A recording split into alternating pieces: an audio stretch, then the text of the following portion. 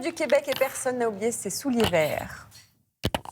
Et la voilà, c'est Linda. Non, on devait entendre les souliers verts, mais on voit Linda Lemay arriver légère et fraîche. Bonjour et bienvenue à vous, Linda Lemay. Bonjour, ça va bien? Bah, ça va très bien. Bonjour Linda Lemay, bienvenue. Bonjour. Bienvenue. Vous êtes venue pour nous parler de votre projet. Il était 11 fois. Alors c'est un projet complètement fou puisque vous avez réalisé 11 albums en 1111 jours. Alors j'ai regardé ce matin, Oui. 1111 jours, c'est 36 mois. Donc ça veut dire que c'est très très rapide. Pourquoi cette idée? J'avais envie comme de recommencer presque ma carrière à zéro. Peut-être parce que j'ai passé la cinquantaine, peut-être aussi et surtout parce que j'ai perdu mon plus fort de papa en 2017.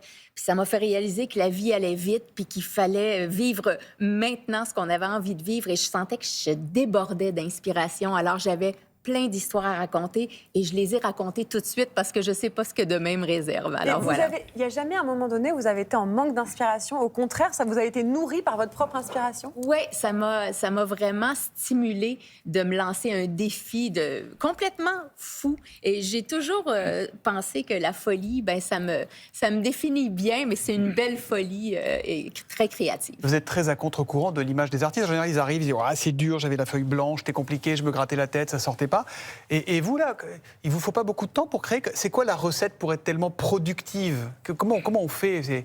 Il faut rien contrôler, il faut laisser sortir ce qui veut bien sortir. Moi, quand j'écris, ce sont des débordements d'inspiration. Ça me vient, c'est un besoin pour moi d'écrire. Puis c'est vrai que je trouve que c'est un cadeau de la vie de sentir que cette flamme d'inspiration-là est toujours aussi vive qu'à mes 20 ans, qu'à mes 30 ans.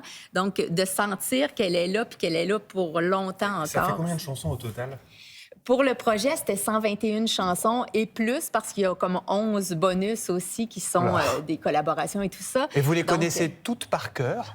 Non, parce que souvent, je les écrivais, je les terminais en studio, on les enregistrait, puis le lendemain, donc j'aurais essayé de les rechanter, j'aurais même pas été capable. Donc, il y a des chansons comme ça qui parfois me sont demandées en spectacle aussi, parce que je réponds à des demandes spéciales.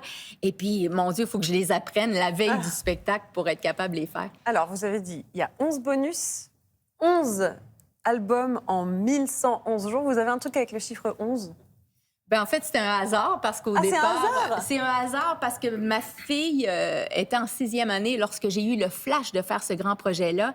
Et elle était à l'école, je gardais son téléphone parce qu'elle n'avait pas le droit au téléphone. Et à 11h11, ça sonnait le jour où j'ai décidé de me lancer ce grand défi-là. Alors, ça a été comme le chiffre qui est resté et qui a guidé. C'est ce qu'on appelle les heures miroirs, 11h11, 22h22. Voilà. Et le 1, c'est le renouveau. C'est le premier chiffre en numérologie, c'est le renouveau. Imaginez si vous aviez regardé l'heure à 22h22, vous étiez un peu dans la merde. Encore drôle, ça va peut-être être ça aurait le fait prochain 8, projet. c'est moins bon le 8 en numérologie.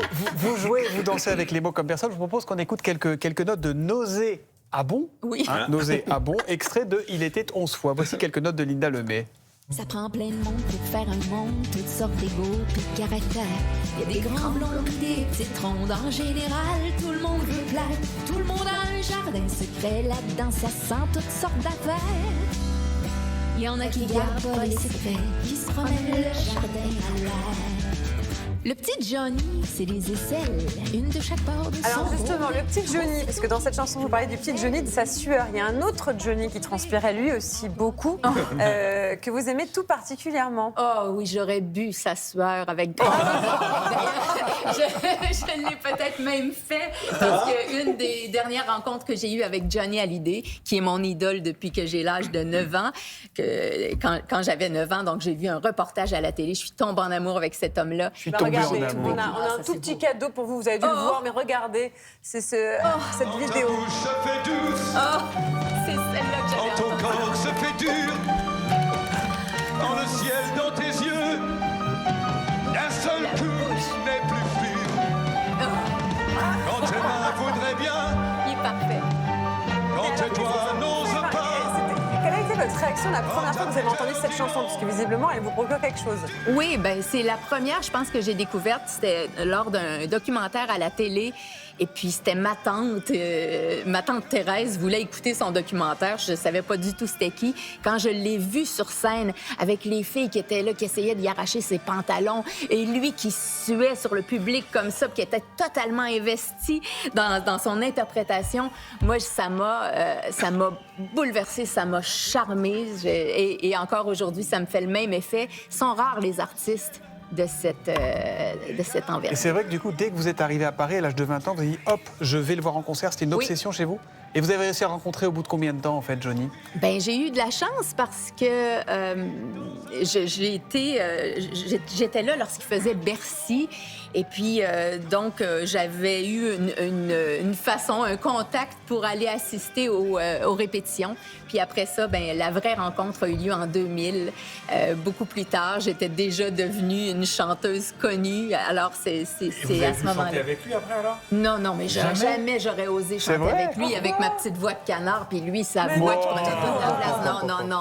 Non, je me contente d'être spectatrice quand je vous ai vu sur scène au moment des souliers verts, au moment du coiffeur, j'ai époustouflé en Jésus-Christ, etc. N'est-ce pas? C'était génial, c'était à l'Olympia il y a au moins 20 ans de ça, je pense. Ah oui, ça se peut parce que c'est pas du tout une petite voix de canard, comme vous dites. C'est un vrai show. Il y a un autre monsieur qui a compté pour vous. Je ne sais pas si vous parlez de la même façon de sa bouche et de sa sphère, mais c'est Charles Aznavour. Charles Aznavour a changé ma vie. Et on tombe en amour avec lui, bien évidemment. On tombe en amour avec ses histoires, avec sa façon de les livrer.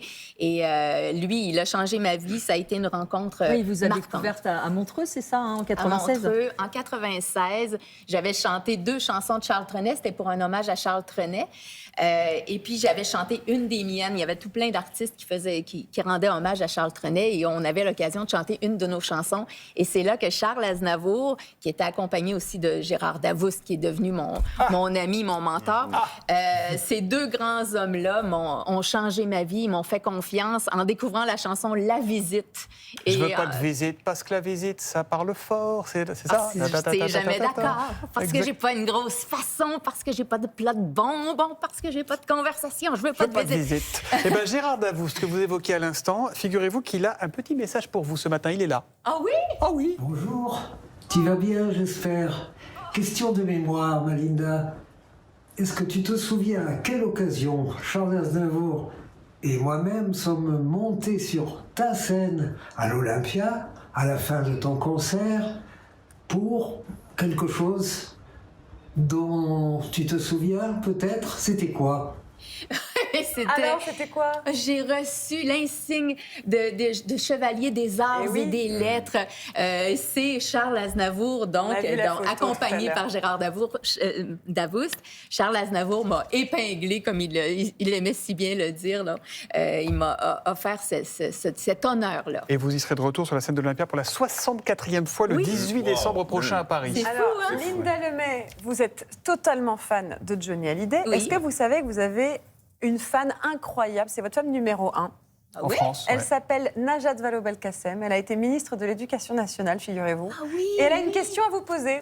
OK. Bonjour Linda, je crois que ça finit par se savoir en France que je suis l'une de tes plus grandes fans. Alors du coup, on m'autorise à te poser une question en direct. Ce sera: d'où est-ce que tu sors ton inspiration? C'est incroyable d'être capable d'écrire avec autant de sensibilité sur des sujets aussi différents et lourds que la vieillesse, le handicap, les agressions sexuelles, sans les avoir vécues, j'imagine. Enfin, pas tous, tout de même. Et donc, comment tu fais? Est-ce que tu as été sociologue dans une vie passée? Est-ce que tu as une permanence où tu reçois plein de gens qui te racontent leur vie?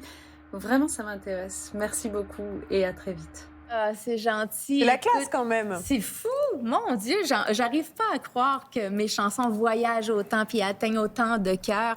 Et si je suis capable d'aborder autant de sujets comme ça, c'est simplement que je me sens loin d'aucune réalité. Quand je rencontre les gens, j'ai toujours l'impression de leur ressembler ou qu'ils me ressemblent. J'ai l'impression d'avoir le monde entier à l'intérieur de moi. Alors, quand j'arrive pour décrire une situation, même si je l'ai pas réellement vécue, j'ai l'impression de le vivre au moment de la création de la chanson. C'est aussi simple que ça. Je ne sais pas si les souliers verts, vous l'avez vécu, mais juste avant de trouver Philippe Collignon, on va quand même s'en faire quelques notes des souliers verts. OK. Quand même. J'étais sceptique, j'étais peureuse, t'as mis 2 mois à remettre ma confiance boiteuse en bon état. J'avais baissé mon bouclier, cessé de nous prédire une guerre. J'étais en train d'emménager lorsque j'ai vu des souliers verts à talons hauts sur la tablette. Une paire de souliers verts de femme ou de tapette. Je les ai regardés. Linda Lemay, vous êtes québécoise, ça s'entend quelque peu. Pays où les expressions sont particulièrement fleuries. Et quand ça touche à la nature, ça inspire Philippe Collignon. Effectivement, déjà on se tutoie avec Linda parce qu'à Québec on se tutoie. On s'est tutoyé dans la loge, voilà, on va se tutoyer en plateau. Alors vous aimez la nature, vous aimez vous ressourcer dans la nature. Tu aimes la nature. Tu aimes la nature. J'ai du mal, hein. Tu aimes la nature. Alors est-ce que tu connais ces expressions par exemple? Tomber dans les pommes, les carottes sont cuites, se prendre le chou et marcher à la carotte. Est-ce que tu connais ces expressions françaises issues de la nature? Oui, Bon, bien alors, sûr. très bien. Alors, il y a une chanson, moi, qui m'a ému, c'est Les Maudits Français. Je ne sais pas si vous la connaissez. C'est vraiment une ode à l'amour pour les Français, parce qu'il faut écouter jusqu'à la fin. Moi, je voulais faire un petit texte béni québécois.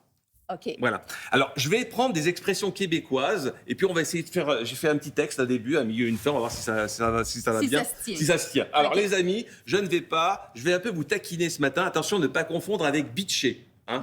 Si vous bitchez, c'est pas génial, parce que bitcher, c'est un peu avoir un peu de prétention, exactement. Alors, je ne vais pas prendre l'accent, évidemment, québécois, je n'y arriverai pas, je suis pas Alex Vizorek, mais ça serait plutôt beurré épais. C'est-à-dire, si je le prenais, ça serait un peu gras. Beurré épais, c'est ça? Beurré épais. Alors, Linda, vous avez le droit de me dire... Tu as le droit de me dire pardon, mêle-toi de tes bébelles, c'est-à-dire mêle-toi de tes affaires, avec facile, les textes qui suivent. Alors, mais j'ai pas envie ce matin de frapper mon Waterloo, c'est-à-dire d'avoir une chronique qui part à volo. Hein.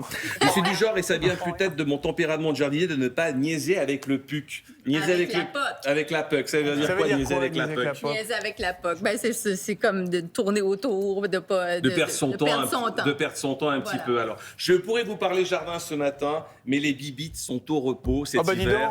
Ça veut dire quoi? C'est les bêtes qui sont dans le jardin, elles dorment. Donc c'est quoi les bibites? C'est des bêtes. C'est des bêtes. Ben, des bibites, moi, je sais pas comment le traduire parce que c'est des bibites. Là, des bêtes, toutes les bêtes du jardin, voilà. Ouais, voilà. Et alors, il vaut mieux le savoir avant d'arriver en France, que ça n'a pas le même sens. Oui, ça peut créer des situations confusantes. Exactement. Oui.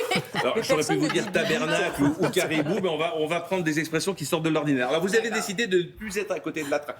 J'ai lu des articles, vous ne voulez plus être à côté de la traque. Non, d'accord. J'ai pas le temps d'être à côté. Vous ne voulez plus fucker le chien. Ça veut dire quoi, fucker le chien? Fucker le chien, c'est de pas réussir. Ou, encore une fois, c'est de perdre mon temps. Exactement. Le chien, ça marche pas, là. Tu sais, quand ça marche absolument pas. Et puis, niaiser, c'est pas votre truc non plus. Et c'est pas le mien non plus. Niaiser, ça veut dire quoi? On n'a pas de temps à perdre. Et encore moins s'enfarger. J'adore cette expression. S'enfarger dans les fleurs du tapis. Ça, c'est d'aller puis d'essayer de perdre notre temps sur des petits détails, alors qu'on n'a pas le temps de s'enfarger dans les fleurs du tapis. Et alors, on a envie de moins courir maintenant, hein, Linda. On a envie de se tirer une petite bûche. Ça veut dire quoi? On se tire une bûche, on s'assoit. On s'assoit avec des amis autour du feu, ça c'est génial. Et surtout, ne plus pelleter les nuages. Et ça, j'adore cette expression qui est poétique. C'est-à-dire ne plus pelleter les nuages, ne plus en faire trop. Notre credo, lâche pas la patate, attention. Et comme sur Télématin, il y a du monde tous les matins à la messe. Il y a beaucoup de monde qui nous regarde. Si vous aviez à ouvrir la trappe, c'est-à-dire à nous donner un petit conseil pour 2024, pour nos téléspectateurs, ça serait quoi, Linda? Pour 2024, je vais vous dire ce que je dis tout le temps à mes deux filles. Faites confiance à la vie. La vie va vous mener là où est-ce qu'il faut que vous soyez. Si j'avais pas fait confiance à la vie, j'aurais jamais été capable de faire 11 albums en 1111 jours. Si j'ai réussi ça, tout est faisable. Bon, super. Merci beaucoup, Linda Lemay. Merci infiniment. Merci Philippe. Merci. Ben, je me suis pas trop trompé. Donc. Mais non, c'était exactement ça. Linda Lemay, votre album Il était 11 fois, 11 albums. 11 albums conçus en 1111 jours est disponible. Vous êtes également en tournée dans toute la France. Le 17 janvier 2024 à Nancy, le 23 janvier Nevers, le 26 janvier à Orléans ou encore le 21 mars à Amiens et puis l'Olympia à Paris. Ce sera le 18 décembre 2024. C'est loin, donc c'est loin. 64e fois. Bon. Merci beaucoup, Linda Lemay. En attendant, on va s'enforger dans les fleurs du tapis, on va se taper la bûche. On va fucker le chien, tiens, regarde Caron.